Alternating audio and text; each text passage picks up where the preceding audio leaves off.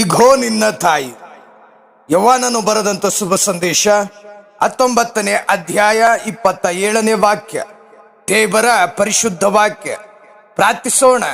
ಕಲ್ವಾರಿಯ ಕ್ರೂಜೆಯ ಕಂಬದಲ್ಲಿ ತೂಗಾಡುತ್ತಿದ್ದಂತ ಯೇಸು ಸ್ವಾಮಿ ಇಡೀ ಭೂಲೋಕಕ್ಕೆ ಕಡೆಯದಾಗಿ ಕೊಟ್ಟಂತಹ ಒಂದು ವರದಾನ, ಕೊಡುಗೆ, ಅದು ತನ್ನ ತಾಯಿಯಾದಂತ ಪೂಜ್ಯ ಮಾತೆ ಮರಿಯಮ್ಮನವರನ್ನ, ಯೇಸು ಸ್ವಾಮಿಯ ತಾಯಿಯನ್ನ ಈ ದಿನ ನಮ್ಮೆಲ್ಲರ ತಾಯಿಯನ್ನಾಗಿ ಯೇಸು ಸ್ವಾಮಿ ಕೊಟ್ಟಿದ್ದಾರೆ.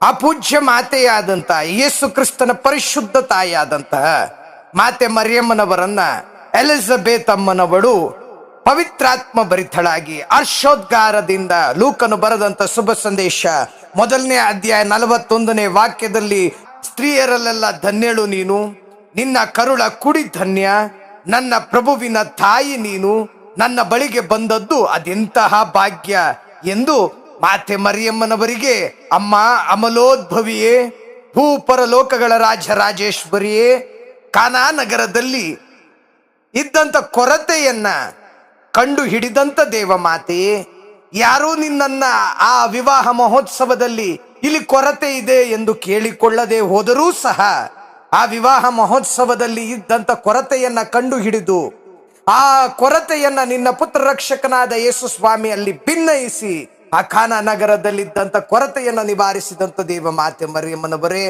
ಇಂದು ನಿಮ್ಮ ಮಕ್ಕಳಾದ ನಾವು ಕಣ್ಣೀರಿನಿಂದ ನಿನ್ನಲ್ಲಿ ಬೇಡಿಕೊಳ್ಳುವಾಗ ನಮಗೆ ಬಂದೊದಗಿರುವಂತ ಈ ಕಷ್ಟ ಕಾರ್ಪಣ್ಯಗಳಿಂದ ನಮ್ಮನ್ನ ಬಿಡುಗಡೆ ಮಾಡುತ್ತಾಯೇ ಎಂಬುದಾಗಿ ಬೇಡುವಾಗ, ನಿನ್ನ ಪುತ್ರ ರಕ್ಷಕನು ನಮ್ಮ ಯೇಸು ಸ್ವಾಮಿಯ ಪರಿಶುದ್ಧ ನಾಮದಲ್ಲಿ ನೀನು ಭಿನ್ನಯಿಸಿ ಆ ಕೃಪಾವರಗಳನ್ನ, ನಮ್ಮಲ್ಲಿರ್ತಕ್ಕಂಥ ಕೊರತೆಗಳನ್ನ ನಿವಾರಿಸುತ್ತಾಯೇ ಎಂಬುದಾಗಿ ಪ್ರಾರ್ಥಿಸುತ್ತಿದ್ದೇವೆ ದೇವ ಮಾತೆಯೇ.